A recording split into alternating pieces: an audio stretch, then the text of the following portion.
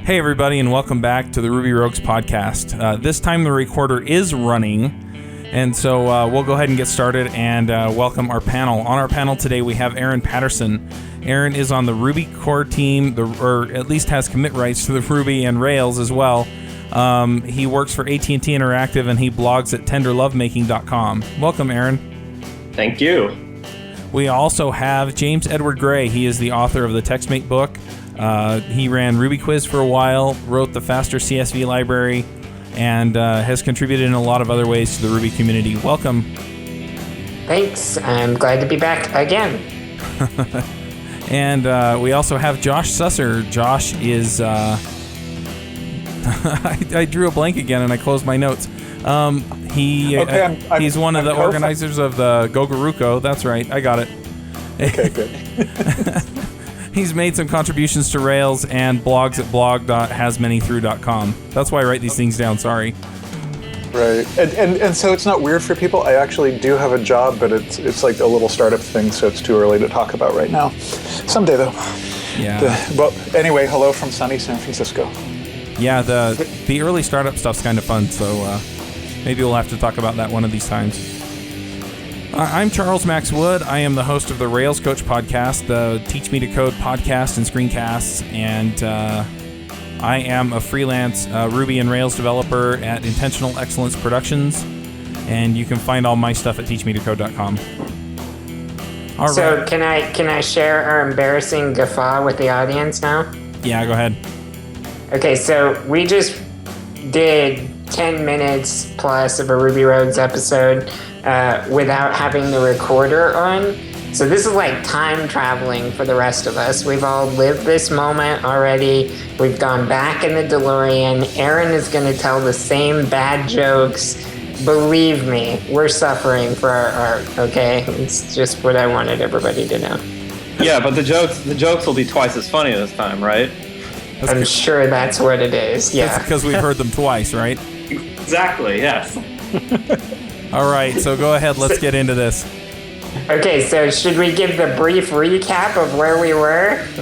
Well, yeah, sure. So we started with a definition, and then rapidly went to fields. But I'll try my definition again, and I'll say that technical debt, if you want to take on debt deliberately, like you're going out for a loan in the finance world, it's deferring development until a point when you can better afford the time to do it. So, maybe you don't want to write as many tests up front as you think you should, or maybe you want to use some quick hack that will solve 80% of your problems, and then you defer the rest of it until later when you can better afford the time to do it right. Right. I have a question for you, Josh. Yes, sir. How do you distinguish accruing technical debt from just doing agile development? Because you always want to do, like when you're doing agile development, you just want to do basically the least amount of work possible to get the result you want, right? Would you say that? I think that's part of agile development.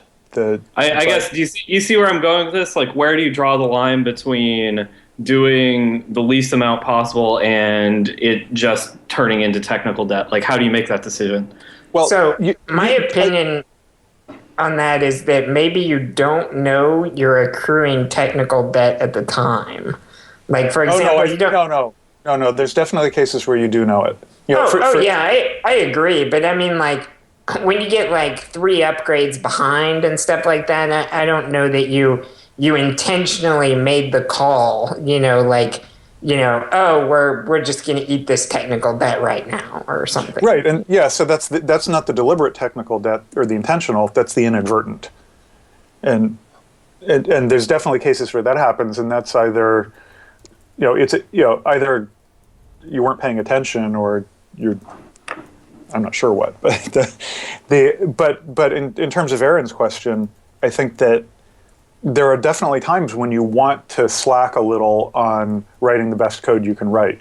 So, say you have we really got to get this product release out because we're going to, time to market's important. So let's just skimp on our tests or not write our acceptance tests, or maybe we'll just use an old package of an old library that we know isn't going to work on all the browsers we want, but it'll work on most of the ones that we want. So you do essentially a half-assed job, because there's more considerations.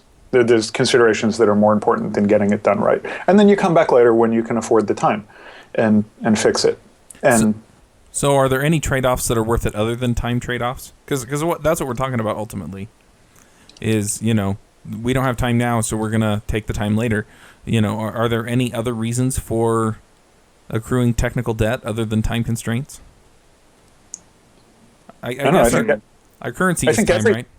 I think everything eventually devolves down to time, but in a more proximal thing, maybe it's expertise. Maybe you don't have anyone on your team who knows how to do Flash animations, so you just do something quick and dirty and something else instead of going through all the process of learning how to do Flash. Mm-hmm. So that does end up becoming a time consideration in the big picture, but in the small picture, it's just because you don't have the right person on board. Right, and you don't have anyone with the time to learn how to do it themselves. Right. Can there be advantages to technical debt, though? Like, for example, could we say, hey, let's do this so-so implementation of this feature using this library that we're pretty sure isn't going to meet all our needs, put it up there, see what the users tell us they want, and then go from that and iterate forward? Even though we know we're probably building an implementation that we're totally okay with chunking in the future to rewrite the way we really want it. Right. Well, the advantages are, the advantages are absolutely, like Josh says, it's time to market, right? That's what it is. Period. Is you need to get the product out there as quickly as possible. So you're hoping that if you get it out soon enough, you can buy time later using money that you've earned, right?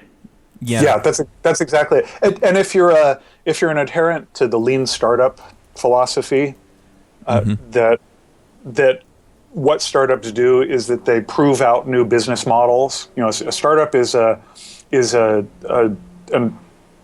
business for converting money into a new business model, I guess somebody said. But the business of a startup is to figure out what business they're in and to prove that. And writing a really airtight code base is not the fastest way to get there. And if you're going to put a lot of effort into writing, good test coverage and making sure that everything is going to be awesome and easily deployable everywhere, that sort of thing, that you have automation for everything that you do, that's a lot of effort to put into something that is not proven as a moneymaker. So if you want to cut corners on all those details and things that I would consider really important for the longevity of a code base, it's okay to do that if you're I think it's great to do that if you're consciously making the decision, just like it's great to go out and get a mortgage to buy a house. If you don't have $1 million sitting around and you want to buy a house in San Francisco, you got to take a mortgage out. But hopefully, you work for a startup and a couple years later you have $1 million to pay it off, right? Well, one thing that comes to mind too with James's question is not just the time constraints or even the lean startup, where you don't want to invest a ton of time into something that you don't know is going to pay off. But even if it does pay off, it may not pay off in the way that you think it ought to. And so by putting something in that works for 75% of your target market and just kind of making sure that it works well enough, you may find out that you need to pivot it just a little bit to make up the difference and make things kind of roll in this new direction. And so if you spend a lot of time building in these other features and tightening down all of the different screws that you need to get that feature in, you may find out later that you didn't need it. Yeah, but I think there's a huge difference between going into a project and saying, all right, we know that we're cutting corners here and probably we may have to change it, but we're okay with throwing stuff away, or we know that we're going to have basically planned technical debt. I think that there's a huge difference between planned and unplanned technical debt. Like, if you know that you're getting into that, then you can kind of plan for it in the future. The worst is when you find out you're getting this inadvertent technical debt and you have to deal with that later on down the line. That is the worst. And the worst is when you're assuming someone else's debt. And this is where the government jokes come back in, the ones that we didn't record, right? Well, I couldn't believe we didn't get pregnancy jokes off of Aaron's planned and unplanned. So James was talking about a project that he was doing now. James, do you want to talk about the debt issue on that? No, I already told that. I already told that story once. It's lost all the appeal for me. Well, I'll say that. All right. I'll tell it. So I'm working on a project right now where my job this month is to rewrite a 40,000 line Rails app, and it was written for Rails 1.2, and it's been kind of brought forward. It was technically running on like 2.2 when I got it, but even there, it's mostly just using 1.2 stuff, and Rails is still accepting it with a lot of deprecated warnings. And then they want me to bring it up to Rails 3, and it was written in the 1.8.6 era, and they want it running on 1.9 and stuff. So it's a very large amount of technical debt, but the application is very complicated, and some of the things it does are very involved. And so I'm spending, it looks like it's going to take me right about a month as far as how far I am and how far I have to go. So they basically had to pay me for a month to just sit there and go through it and get the whole thing running on a modern Ruby and Rails. And that's my job right now. I have to stop you real quick. If James isn't here next week, it's because he either was committed or slit his wrists. Right. Oh, that's not fun. So James, I feel for you. I had a very similar experience earlier this year. We had a client come in, and they had a 20,000 line Rails application with no test coverage whatsoever. And I should have mentioned this one did sort of have tests, sort of. When I ran them, about half of them failed, and I looked through them and evaluated them, and I decided that actually I didn't think the tests were worth saving, so I threw them out right off the bat. Yeah. Whoa. How did you replace them? So what I did, I did it a different way this time, and I guess time will tell if this was smart or stupid. I made a new application, a brand new, untouched application in Rails 3 as the app. And what I'm doing is I'm slowly bringing things over. So I'm going through the models. Now keep in mind, this probably sounds a bit anal and maybe slow and stuff. But keep in mind, I mean, we're talking, there's some models in here that are over 1,000 lines. There's some controllers that are the same way. And I wouldn't say that it's normal for me to get more than 3 or 4 lines before I see something that probably needs cleaning up. So I am literally reading every file line by line as I bring it over. Plus, that has the advantage of familiarizing me with the code and stuff. So I see things it can do. And it has tons of problems like copy and paste programming and things like that I've, I have the opportunity to clean up and stuff. So I'm slowly bringing it over as I go, bit by bit, and putting them into the new things. So I just recreate the new models, and that gives me a bare test suite, right, as Rails always would. And then, as I have time, obviously I will not launch with, anything remotely near good test coverage. But, I didn't have that anyway, so I didn't really give up anything, So you had technical debt, not only in your implementation, but also your tests.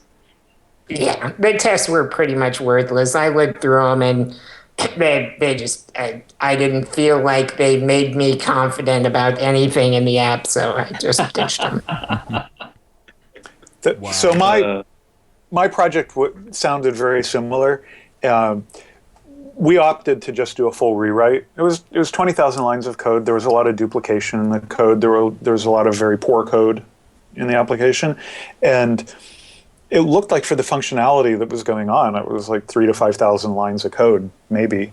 And so I talked to the client and convinced them that that was the best way to fix the application, because it would have taken months to go back and put in decent test coverage and fix things and refactor and upgrade it to Rails 3. So we started over, and we were informed a lot by the old code, but it was a lot of work. But six or 7 weeks later, we had about 3,000 lines of code that implemented about 80 or 85% of the functionality of the old application, and everybody was happy. Yeah, we went through something similar at one of my past jobs, and I was the project lead pretty much right after we went over the cliff. So, I just kept us falling in the wrong direction. And after not too long, we wound up going to the CEO and saying, look, we got to scrap this and rewrite it. And, it turned out to be a really good thing, both from the perspective of, we got a whole lot cleaner code, a lot better test coverage and things like that. But we also then understood the problem domain. And that was the problem initially, was that we would build something, it wouldn't be right because we didn't understand the problem domain. And so effectively what we would wind up doing is we'd wind up, rehashing the code over and over and over again. And we wound up with all of this extra garbage in there that would break stuff when we got to where we needed to be. So, the rewrite there, it helped us. It's not a complete loss when you have to do a rewrite, because you wind up with the domain knowledge, if nothing else. I don't think that rewriting is. I mean, I'm not sure why we make such a big deal out of it, because you have to do no matter you have some technical debt that you have to deal with, right? Mm-hmm. And you have choices that you have to make. Payment. You make a balloon payment. Exactly. Yes. Nice. But you have to make a decision though as to whether or not you have to go in and take a look at it and figure out how much time it would take you to either fix the current code base or just completely rewrite it. But it doesn't matter, because in the end theoretically you're ending up with the same functionality either direction you take. You just have to choose the one that it has the least amount of time. So, I mean, I don't really know why it matters so much. Or you could just raise the debt ceiling. Exactly. Yes. Thank you.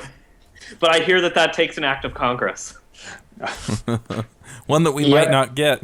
So what do you do when These are the same jokes. No, this is what you. I'll tell you exactly what you do. You issue $1 trillion coins. I was reading an article on CNN today. We can issue $1 trillion coins. I was listening. That's awesome. I think it was the Planet Money podcast. It was either that or This American Life, and they were talking about all of the dollar coins that they have sitting in a vault somewhere that the banks don't want because their customers don't want them. They just want the bills. So they have the coins. They're just sitting around somewhere. Is it possible for us to issue more debt on a project? Can we do that? Issue more debt on a project? Well, no, I mean, is there a point, at what point do you can you keep pushing forward? Let's say you're on a project and you have a lot of technical debt on it. How do you push forward and continue the debt? I'm just curious if we kept this going. You just keep writing code. Well, to continue with a painful metaphor or a strained metaphor, who's your creditor? I guess your business people? Yeah, the company that hired you, I guess. Yeah, so paying off debt and servicing your debt, I think, is a good thing to talk about. I had a project earlier this year where it was built on an old version of DataMapper. It had started off as a MERB application on DataMapper, which was pretty hot a couple years ago. And so it was about a 2-year-old code base. And we kept talking about the DataMapper tax because I and my para-partner would work on this together. And in a given week, we figured we spent 20 to 25% of our time just dealing with DataMapper issues. Because I don't know if you're familiar with the history of DataMapper, but there was a fairly significant rewrite between 0.9 and 1.0, which made it really difficult it basically dropped a lot of technical debt on people who were using 09. So suddenly, I guess that was like the data mapper team printing new money. It suddenly meant that everyone who was on 0.9 had a huge amount of work they had to do to upgrade to 1.0. So a lot of people just chose not to do it and started accruing interest on their debt at that point. So when we stepped in a year or two later and started working on this application, there was a huge amount of debt around it. And that meant that pretty much anything that we had to do that touched the database took us 20 or 25% longer than we felt it should have. So in a given week, we would spend upwards of an entire day just dealing with the weirdness of Data Mapper and how broken it was in that old version and its inability to do things the way we thought it should work. So that tax was very real. And when we talked to the product manager about it, we were able to quantify that and say, the last 3 weeks, we've spent upwards of a day a week just dealing with weird Data Mapper issues. That gave him the numbers that he could use to figure out how much money he should put into paying people to migrate them from Data Mapper to Active Record. So that's a very financially savvy way to take a look at dealing with your technical debt. Something interesting, I guess, sometimes it's hard to see debt as it's coming up for how expensive it really is. Like, for example, as a guy who spends all day every day right now converting from Rails 1.2 to Rails 3.0, I didn't feel like, at the time that the Rails upgrades were particularly painful to me debt-wise. But having done it now for a while, I'm shocked at coming from 1.2 to 3.0 exactly how much I'm having to do. It's a lot. I mean, the queries changed from, it used to be find everything. Then it was first and all, but they still had basically the same parameters as the finders did, And then it was Rails 3's, syntax with the methods and stuff. And I mean, just tons of little things that the ERB changes, that with the way forms are interpolated into documents and things like that. And just, I think these guys had a knack for using active record methods that never caught on. Like they like to do, instead of, model.find, they like to do model with brackets, and I guess Active Record used to support that way back when, and you could just put the ID in the brackets, and it was like a find, kind of like you were indexing a hash, but apparently it doesn't support that anymore. So I'm changing all those to finds and things like that. But I'm surprised and taken aback by how much work it is just to move from Rails 1.2 to Rails 3. It's a non-trivial thing, and if you throw Ruby 1.9 on top of it too, it's an even bigger scenario. So I want to jump in here, and we've kind of talked about quantifying the costs, and we talked about James and Josh both were talking about upgrade costs. But what other types of technical debt are there? Other than just upgrade costs, what else do we see? I mean, we said that we can see them in the tests.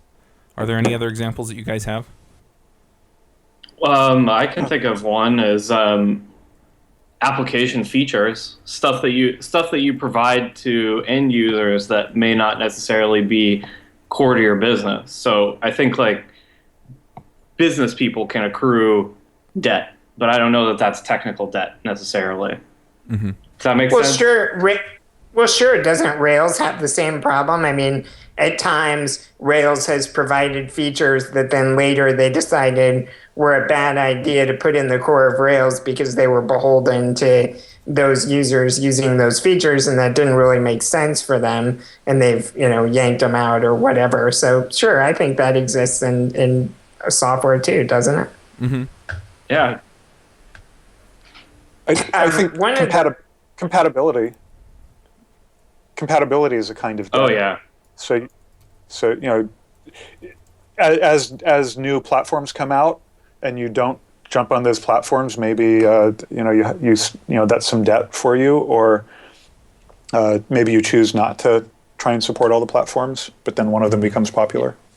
Right. Yeah, but fortunately with software development, we can at least use version numbers and stuff to our advantage, right? So we have a system for getting rid of this debt, or for getting, phasing it out over time and getting rid of it. But when you have like an application that you're providing to end users, I mean, it's difficult to set these deadlines with other people. It's not as, hard and fast as the version schemes we have. I guess that's a double-edged sword, though, really, because you can take away features anytime you want. Right.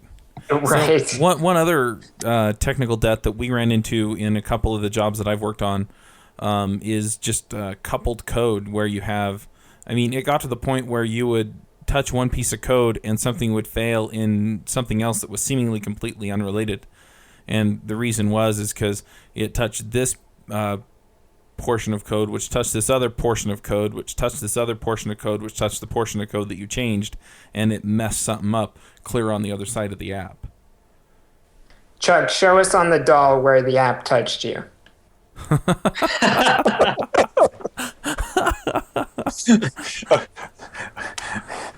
You're going to pay for that one. Oh man, this episode isn't going to go too well for me, is it? I think you. Go ahead, Josh. Good. So library dependencies or dependencies are I think a big source of debt, technical debt. You're dependent on a library, and this was a big problem with like the Ruby 1.9 adoption. Or upgrading to Rails 3, where you were using gems or plugins that were critical to your application, but they hadn't been upgraded to work with Ruby 1.9 or with Rails 3, in one case or the other, and so you're stuck until you either help upgrade those dependencies and get them running on Ruby 1.9, or figure out some other way to implement the feature without using that. So, yeah, I think that's an excellent point that I'm very curious about, because that has been the biggest thing in this application for me. I would say I know there is one model that had 9 plugin dependencies, and I've seen that a lot. I would say if I had to add them all up, this thing probably was dependent on about 30 libraries. And obviously, they were all what's hot in Ruby 1.8.6, and like you said, around the 1.9 era, we basically picked new horses because we had to rewrite them all anyway. So most of them are gone. So I'm wondering, at what point was that technical debt incurred? Was it incurred when they decided to use the library, or was it incurred when that library quit being maintained? I have an interesting thought on the same, or in the same vein anyway, and that is that this app, I'm assuming if you had a server out there that had Ruby 1.8 and Rails 1.2 on it, would run fine, forever, right? So, I guess I see what you're saying. What if that app had been perfectly stable and was running? And I have seen apps like that before, where it's running fine on the old stuff, and they don't really need it to upgrade. But that wasn't the case for this business. Their problem is this was kind of a side project for them that they had held on to for a couple of years and had never really decided if it was going to become big for them. And now they've decided it is going to become big for them. So this basically started by them coming to me and saying, okay, we need to add this, this, and this. And I looked at it and said, well, I can do that, but it's very old, and I can't use a lot of modern tools on it that would be, make it easier for me to do that. So, it's time to decide if this is a long-term project, then maybe it's realistic to bring it up to current standards, Right. So I guess what I'm submitting is that, in either case, whether it was running fine before or not, maybe their technical debt was incurred when they determined that they needed to upgrade it. Because, again, they weren't losing anything by not upgrading in the sense that, they didn't have an already working, running app out there that they needed to upgrade. Yeah, that's true. And I guess it kind of gets back to what you said earlier, Chuck, of like, maybe you don't always know. I mean, obviously you don't always know when you're incurring technical debt. Like, your other example that was very good was about the coupling. Coupling tends to happen over a period of time without, obviously if we knew that we were putting a dangerous dependency in there, we would probably choose another way if it was equally easy, and it's that it tends to pile on until you realize that, oh, for some reason, when I touch this line, this thing over here falls down and dies, and I don't think you intend to get there, but it happens over time. So one thing that worries me is how do you tell when you've started adding those types of things to your code base? I can tell this sort of stuff, but I don't think there's necessarily any books that have told me how to do it. It's just out of experience. I know we don't want to do this, or how do we educate people to know that, that how do you see these problems? Well, I think there's an early adopter payment that you always incur. So we're talking about dependencies and the debt that you can accrue by being dependent on a library or a gem that doesn't get upgraded to run on Ruby 1.9, for instance. So when you start using that thing, you have to evaluate the benefit that gem is going to provide you. Oh, somebody else wrote this code. I can use it really quickly. I don't have to spend 2 weeks writing that for myself. That's a great thing. But you also have to weigh that against how reliable is the source of this gem, and are they going to support it over time? So there were a lot of really cool flash in the pan plugins that came out for Rails that aren't supported anymore. And like James, if you were working on a project that was dependent on a bunch of these plugins, what do you do? Mostly, I usually, in most cases, I've rewritten them. Just that, I guess you kind of be surprised. At one point, it was using feed tools, and feed tools doesn't work on 1.9, and I pulled it down and fiddled with it a little to see how tough it was going to be to get it running on 1.9. I took a first pass at it, in an hour, and ran it, and it was still having problems that I couldn't totally see, so I decided this was, a dead end. I didn't want to be stuck with all that debt. So then I went back and tried to figure out what the code was really using feed tools for. And I found out that actually it was a pretty trivial thing. I loaded the Ruby standard RSS library. I wrote about 8 lines of code, and it was problem solved. It was not a difficult need. So that probably ought to be a lesson to us. That using a plugin that does all this thing is great if you need that, but if you don't need that, if you can get away with the 8 lines of code, maybe you should try that first, because you might incur less technical debt long term. Yeah. One thing that I want to point out, directly answering Aaron's question, is how do you recognize you're adding technical debt? I think the thing that comes to mind for me, because I couldn't think of any specific instances, where you're saying if you're doing this, or if you're seeing this, and that means you're adding this type of technical debt.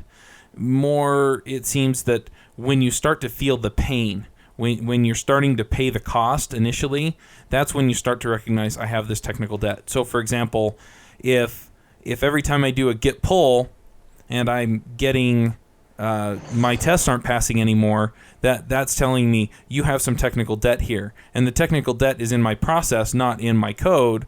And the technical debt is I need a CI machine that tells the other developer on my team, idiot, run your tests and make sure they pass before you commit. There are a lot of other things like that, but you don't recognize those things as things that you're going to have to pay off until you make that initial payment. I was working over in this section of code and this other section of code fell apart, that's your first indication that there's some correlation in the code that you didn't see in your mind. And so then you start looking for the technical debt and find a way to either decouple them or to define the relationship between them. And I don't know about you guys, but like when I'm running into those scenarios like Chuck's talking to, then I always feel like the little orphan that has to go back to the business and ask for another bowl because, oh, we have this problem now and sorry to bring this to you, but, we're going to have to fix this, Well, I think there's something to be said for that too, because if you have good business people, because usually it's the business people that are going to say, oh, you want to push the timeline or you're going to need more money or whatever.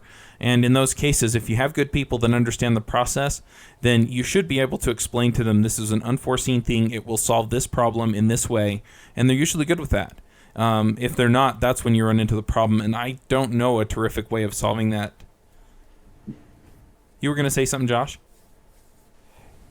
Yeah, I was going to say I think it's worth us maybe taking a minute to talk about what is not technical debt, because I've heard us talking about a lot of things that are maybe technical debt and maybe not, and it depends on your perspective. And I think that some people talk about technical debt as just being bad code or crappy engineering or something like that. And I think there's a distinction to be made. So from my perspective, technical debt is, it's a deficiency in your software, or maybe your process, but there's some technical, there's some technical aspect that you want to be better, but it's not, and it's a deficiency. It's something that's making you take more time than should have for the particular thing that you need to do. Right. Yeah. But there are things that, like in the financial world, there are things that you just make a payment and you're done with it, and then there's other things that you have to keep paying off over time, and that's the thing that I think of as technical debt. It's the things that they come back to haunt you over time. Your interest-only loan. Yes. Yeah. But, so what are some counterexamples then to technical debt, Josh? Well. So Josh, you're saying that you don't think just plain bad code is technical debt? Is that what you're saying? Well, yeah. I mean, if there's something that is essentially all walled off, like if you're using a gem or something, and it internally it may have a lot of technical debt and be hard to advance the gem or develop it or fix bugs or what have you. But that's internal to that gem. It's not in your own project, and it's not something that you have to worry about. So, but what if they? Well, up to a point. But it's not something that you're going to be making payments on. It's not making your life more difficult being a client of that gem.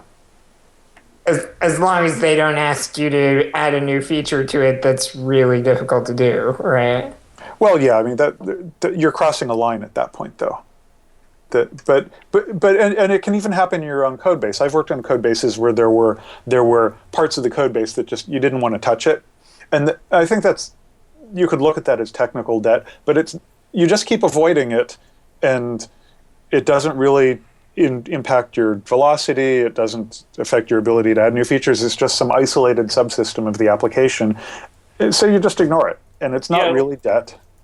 So if you have I think what you're trying to say is if you have good abstractions between things, if you have good abstractions in your code base, then you can sort of relegate off this little, keep the cancer from growing. Right?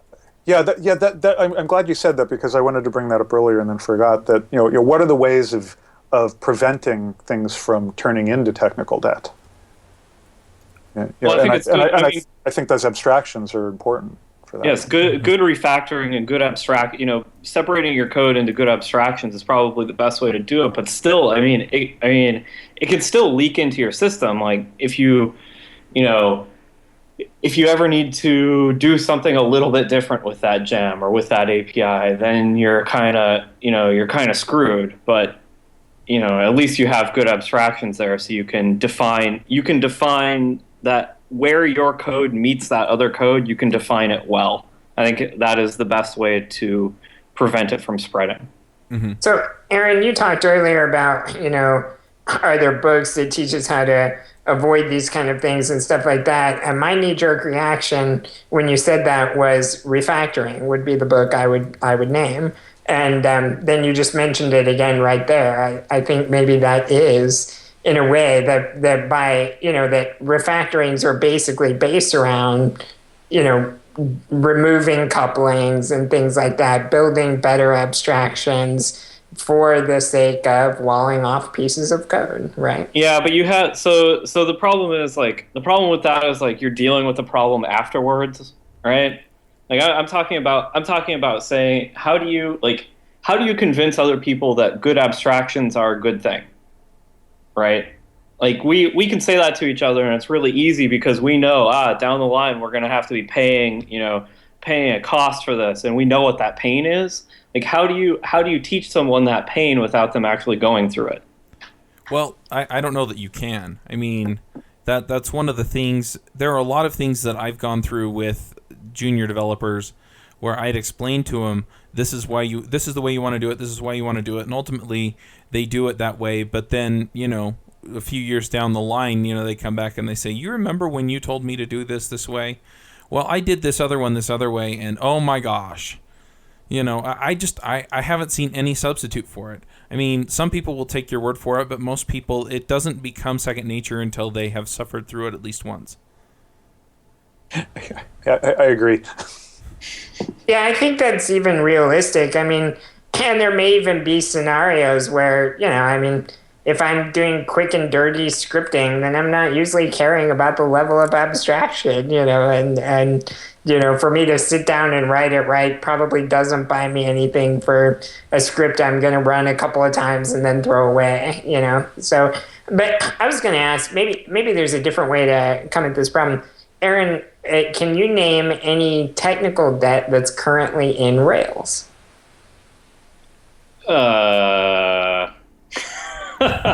Probably Migrations. Yeah, yes, migrations. There you go. That's a good one.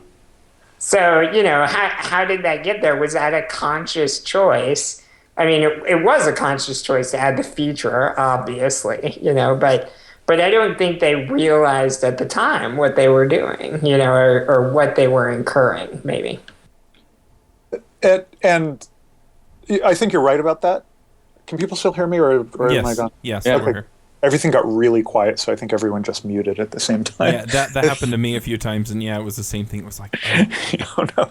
Okay, so I think you're right, James, that migrations, people in good faith said, okay, we're going to build this feature and we're going to build it the best way we know how. But unfortunately, there were some, I think, better ways of doing it that if they had done things in a little more object-oriented way or used some of the more standard patterns, if they had had things be instance methods instead of class methods, for say, then it would make testing easier, it would make the implementation of the code easier, dealing with engines would have been easier, all that stuff.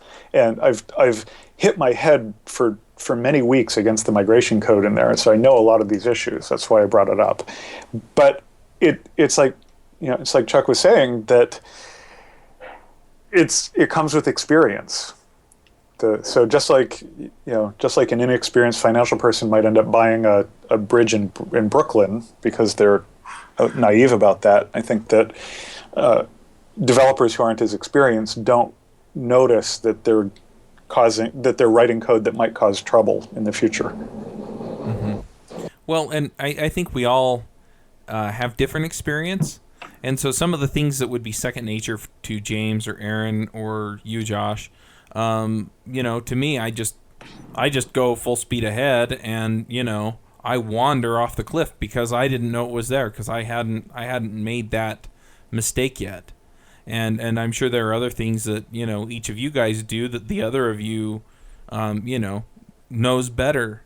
And, it all comes down to what you've been through and what your experience is and what you've seen and learn from there.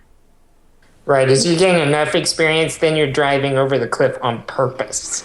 As long as you have airbags. All right. Well, I think this is a good time to end it and go into the picks. I explain this every week. I'm going to explain it again. Basically, the picks are just things that we've picked up, learned, or experienced that we like, that's made our life easier. And so, they can be code related or non-code related. And I'm going to go ahead and let Aaron start us off this week. Yeah, well, I think this one will be good for our topic. Probably a book that, if you haven't read this book, you need to buy it now, is Working Effectively with Legacy Code by Michael Feathers. This will help you get out of technical debt, and it's awesome. It changed my life with regard to software engineering, so get it. All right. Is that everything? Yes. Okay. James? So I'm not recommending useful programming stuff this time, but I've become obsessed with 3 letters by some strange condition. So the letters are S, G, and U.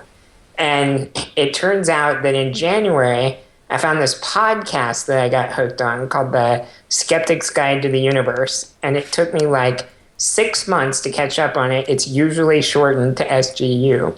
And it's a podcast for skeptics. So if you like hearing about cool science studies about things like UFOs or acupuncture or things like that, what's true that we believe is true and what's really the science doesn't back it up, things like that. It's a really cool podcast, a lot of fun, great cast that does it. And actually the idea, one of the ideas I had for running this podcast is based on that one, is their panel discussion of the topics and stuff. So that's one, and I got obsessed with that and went all the way through it. And then I got done with that recently, and my new thing I've been hooked on is Stargate Universe. I've been streaming that over Netflix, which is usually shortened to SGU. So for some strange reason, anything SGU I seem to really like. But Stargate Universe is a sci-fi series, and it's very good. These people flung way out into the far end of the galaxy. You know the story. They're way out there and trying to get home and stuff, but really good character development and great show. So I'm recommending The Skeptic's Guide to the Universe, Stargate Universe, and anything else that's abbreviated as SGU. All right. Josh, go ahead. Okay, I have my pick this week. I have one pick this week, and for most people, I think most people listening were not lucky enough to be at GitHub's CodeConf in April. It was a really great conference. I had a great time there. But my favorite talk of the conference was Coda Hale. He did a talk called Metrics Everywhere. And it was such an awesome talk that I got him to come to Pivotal Labs while I was still there. And he gave one of the lunchtime tech talks. And it got recorded on video. So that video is now up on the web at pivotallabs.com/talks. And it's the kind of talk that I think every software developer really needs to watch, because it's about how to create business value, how to create code that has value as opposed to debt, and and how to make decisions about your code based on actual data rather than guesses. So it's a great talk, and I encourage everybody to spend a few minutes watching it. I think it's about 46 minutes, and you will, it's worth every second. Awesome. Thanks. My pick this week is an app for the Mac. It's called Wunderlist. It's Wunderlist. And it's a to-do list app, and you can share your to-do lists and things like that. And I found it extremely useful for me to just kind of keep track of all of the stuff that I have going on. And I've also created a list for my virtual assistant. And so then I can see when things get done. So I can see when my podcast episodes get posted, or when, somebody that she needed to email for me got emailed, or things like that, because she marks them off the list, and then I can go and see, what things she says she's done, and I can, check up on the ones that are critical to me. And anyway, that's something that I've been using recently. And anyway, that's pretty much all I have. So we'll cue the music, and just thank you guys for coming again. This week we had on our panel, once again, just to remind you who they are, we had Aaron Patterson. He is a Rails committer and core committer, and he blogs at tenderlovemaking.com. Thanks for coming, Aaron. We also had on our panel James Edward Gray. He is the author of the TextMate book, Ruby Quiz and the Best of Ruby Quiz, and the Faster CSV library. So thanks for coming, James. You're welcome. And Josh Susser, one of the organizers of the Golden Gate Ruby Conference, Gogaruko. He's on Twitter at Josh Susser. He's also contributed to Rails, and he blogs at blog.hasmanythrough.com. Thanks for coming, Josh. No problem. Great to be here. And I'm Charles Max Wood from teachmetocode.com, and we will catch you all in another week. You can get the show notes at rubyrogues.com, and leave us a review on iTunes. We really, really appreciate that. Thanks, guys. All right.